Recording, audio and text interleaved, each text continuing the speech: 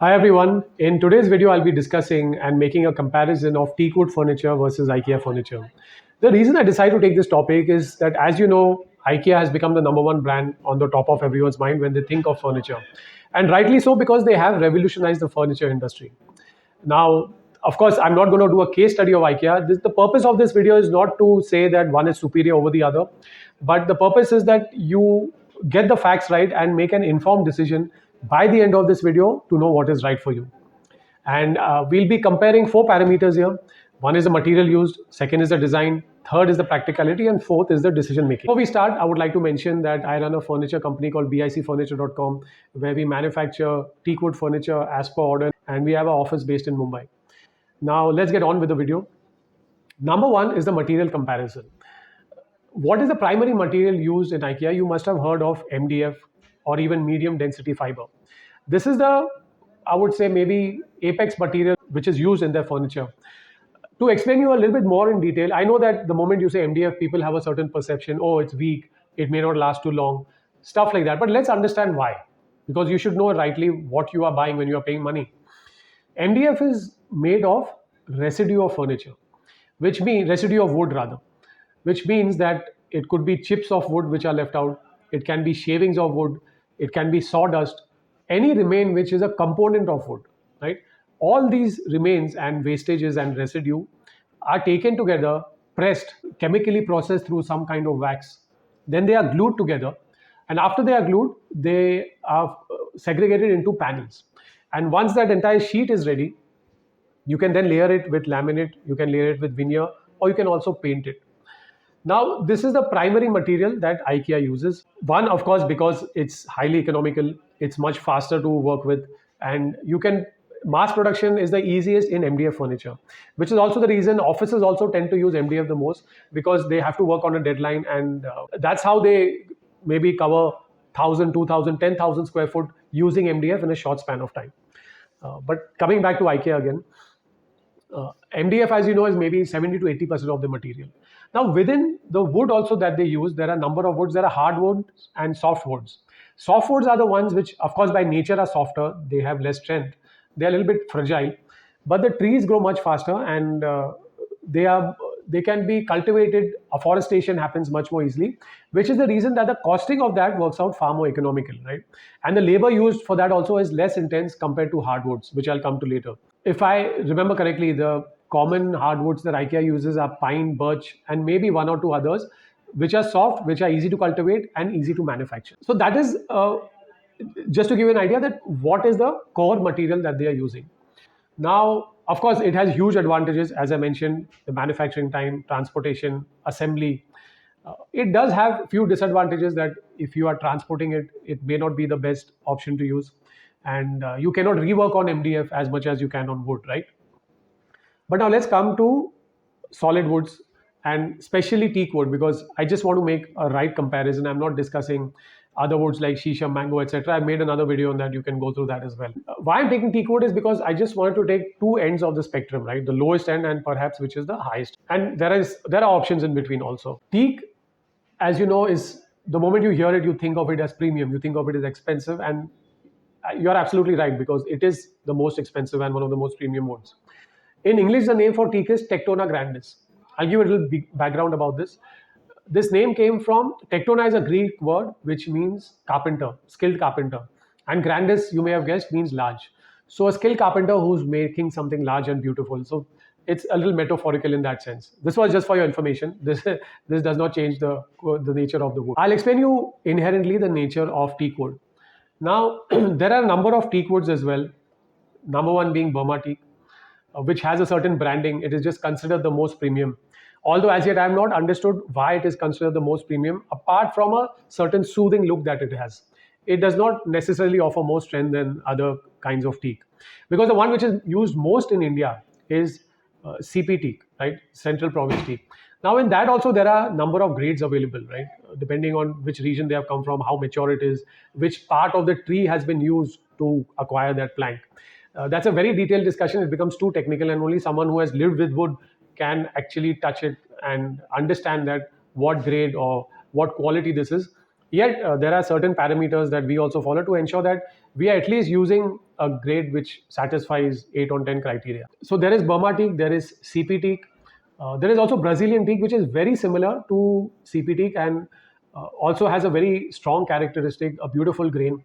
And then finally, there is African teak. Now, the only one I would tell you to avoid from this is African teak because it's quite soft in nature and it can break quite easily, surprisingly easily, even though it is teak. And 80 to 90% chances are that if you have bought teakwood from India, it will be CP teak. Because even when you go to a timber merchant, he tells you, okay, this is Burma teak, this is CP teak. It's sometimes very difficult to identify. And for him also, he has acquired it in a completely assorted and a mixed lot. So in all probability, you have got a mixed variety, which is why when we also make furniture, we say it is going to be a combination. And we say you consider it to be 80% CP and 20% Burma because the ratio can vary, but we just want to be conservative and not overcome it based on what we have done.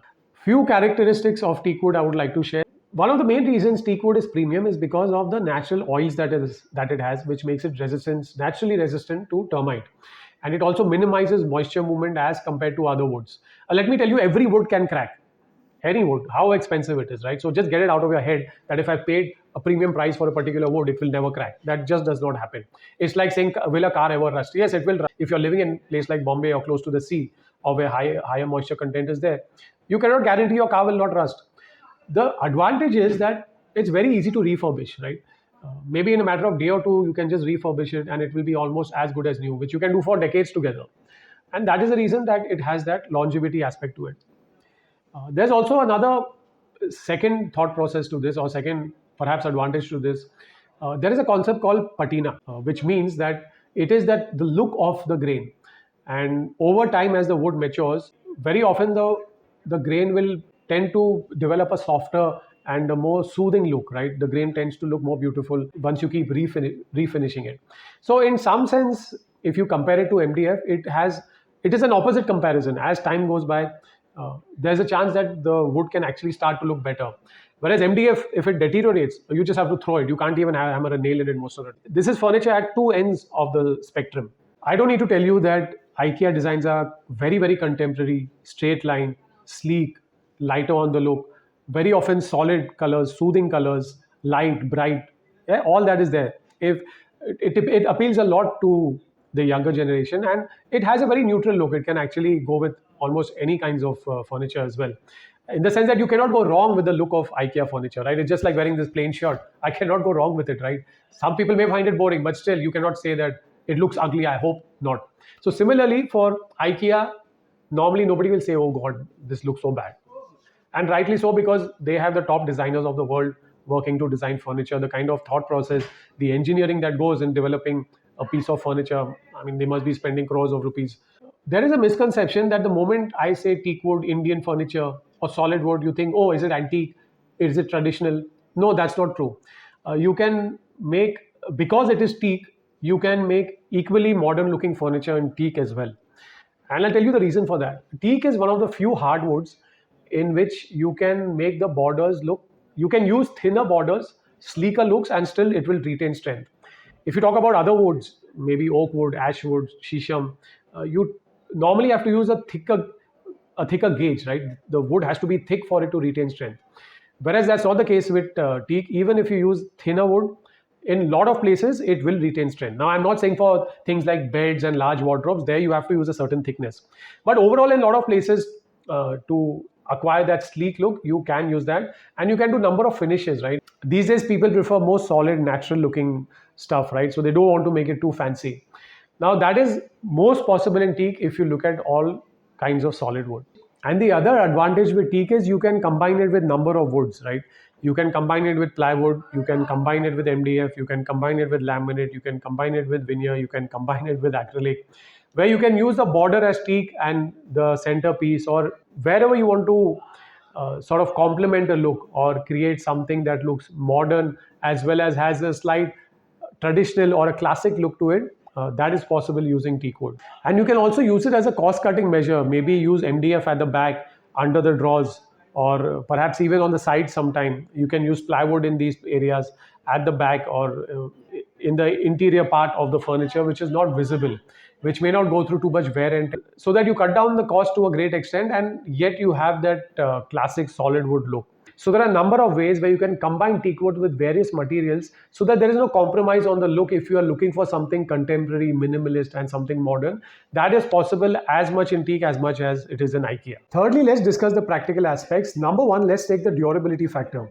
Now, a teakwood tree itself takes about maybe 30 to 50 years for it to grow. So naturally, the expectation is that it would last you a lifetime or a generation, which most of the time it does.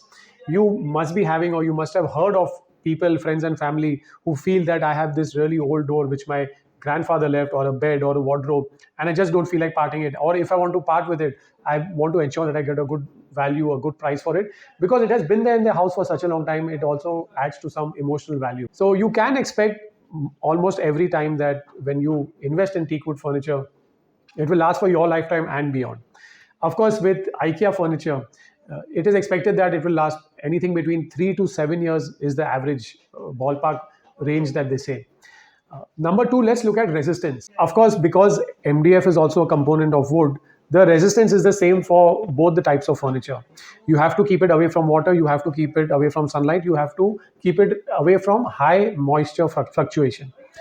The difference being that if any damage happens because of water, because of sunlight, because of moisture to teak wood, 99% of the time that can be taken care of with refurbishing, right? The refurbishing may require you to add few chips of wood, a little sawdust, little more polish, little more wax, and you can even out any surface and make it as good as new again. Of course, that's not possible with MDF. Once any external factor damages MDF, the damage is done, and perhaps the life of the piece is over, or at least that surface or that plank is pretty much done. Number three is weight, because this is important for people who are in transferable jobs. Teakwood naturally is a very, very heavy piece of furniture, and even though it is partially knocked down, you cannot have it completely flat packed like IKEA furniture, right? It does not completely come to a box pack condition in most cases, because the designs are irregular, they have been customized, the shapes are irregular, the corners are different. So a bed will be knocked down, a wardrobe can be knocked down, table legs can be knocked down, coffee table legs can be knocked down. In fact, even I would say even a sofa can be made knocked down. But because the angles and there is no standardization, you have to expect the handling will require you a little bit of professional help in terms of moving, in terms of packaging, right? Third, which is a very important factor, is touch and feel. Now, teakwood would have a very rich and durable touch and feel, right? One very evergreen characteristic of wood is that you just don't get bored of it. Even if it's the same table you've been using day in and day out for a decade or even longer, every time you put your hand on it, every time you sit on it, it just has that warm feeling, right? Which I think comes only with wood. It doesn't come with the best of veneers. It doesn't come with expensive plywoods. So that warm feeling is always there with wood. IKEA, of course, has a very ordinary, run-of-the-mill touch and feel. Nobody's going to touch it and say, "Wow, it feels so amazing." It feels like IKEA furniture, right? That's what it's meant to do and meant to be. Fourth is customization. Most of the time, teakwood is completely customized furniture as per a certain space, as per a certain corner, or as per a designer look.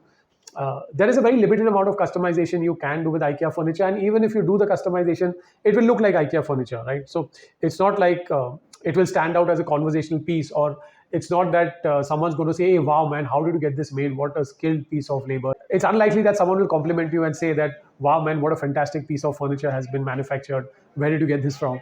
So that factor, of course, is compromised. Another important factor is repair and maintenance. You must have guessed it by now that repair and maintenance is 100% possible in teakwood. In the case of IKEA, I cannot comment to what extent it is possible. If it maybe is a question of sticking something together, or just a very small chip or a small damage, maybe you can make do with it with some kind of adhesive. But don't expect that once some serious damage has happened, you can call a carpenter to get it repaired. Even if it can be repaired, it'll mostly be a make do job. So if you don't mind how it looks, or if you don't mind the damages, you just want it to function, I just want to store something in it, I just want my things should be neatly organized, then that's fine, right? So these are some couple of practical considerations you need to have in mind based on whether you want to go for teak or you want to go for IKEA. Okay, let's discuss the last factor, which is your decision making. Now, what are the factors which will help you decide? Number one is, what are you looking for? To give you an example, right? Let's say I want to buy a pair of sunglasses, which I'm going to use regularly, right? While driving, the sun is really strong. I absolutely don't want to compromise that I use some cheap brand, right? because it's a question of my eyes, it's a question of the protection from the ultraviolet rays. In that case, I will not even look at the cheaper options, right? I will look at the branded options. So if you are clear in your mind that I want something which stands out, I want at least not a fantastic something uber luxury, but at least I want something that has some amount of designer element that doesn't look too run of the mill, right? Then most of the time IKEA will be out. If you're looking for something that you want to make as per your choice, your thought process, you have some vision about how your house should look, then yes, you have to go in for customized options, with teakwood being one of them, right? Or you can always get things done made in plywood, good quality plywood through a carpenter. That has been and continues to remain a popular choice, which by the way we can also do for you. Number two is it your house? Now, if it's a rented house, hardly anyone's going to want to spend a big amount of money unless he knows that he can transport and he will take this piece of furniture to his own house or wherever he moves next. So it's a given that if it's a rented house, if you're maybe a student, or if your kids are living in a rented house, then you just want something make do, right? You just want it to function. Then there's no question of design or feel and look. There's no question of investment, looking at it as an investment for your future, right? Number three is, are you someone who wants that once you invest in it, you are done for at least 10, 15 or 20 years?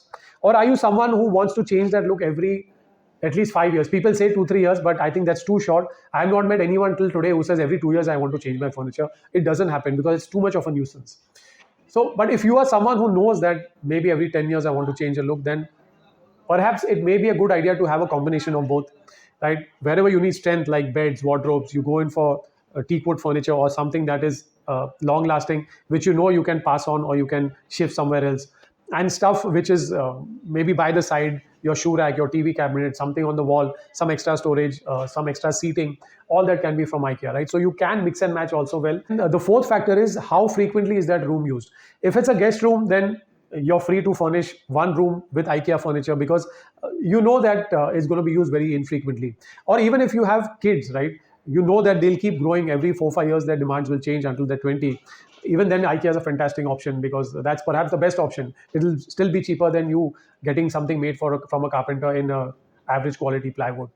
And finally, of course, it is your budget. Now there I cannot say anything, I cannot contribute anything. It really depends what you are planning to spend. At least in our case, we know that a clientele who comes to us are above the age of 35, and price doesn't tend to be their number one criteria, because they know they're going in for something which has a scarce, which is a scarce material. The labor for it is very scarce. It takes time. It is skill dependent. It's not factory dependent. So they understand. They come with their thought process, right? It's a bit like saying that someone who wants to go for real diamonds will not expect you to sell it at a price of an artificial diamond. So I hope this video has been of some use to you, because very often clients are a little confused that, okay, I like IKEA furniture, but should I buy it? Will it last me? Or how exactly should I mix and match? So these are some factors you can take into consideration, and you can take an informed decision, I hope. If you have any questions or comments, let me know. I would be happy to answer them. And once again, my company name is bicfurniture.com. You can see it mentioned over here. And if there's anything I can help you with, please let me know. I'll see you in the next video.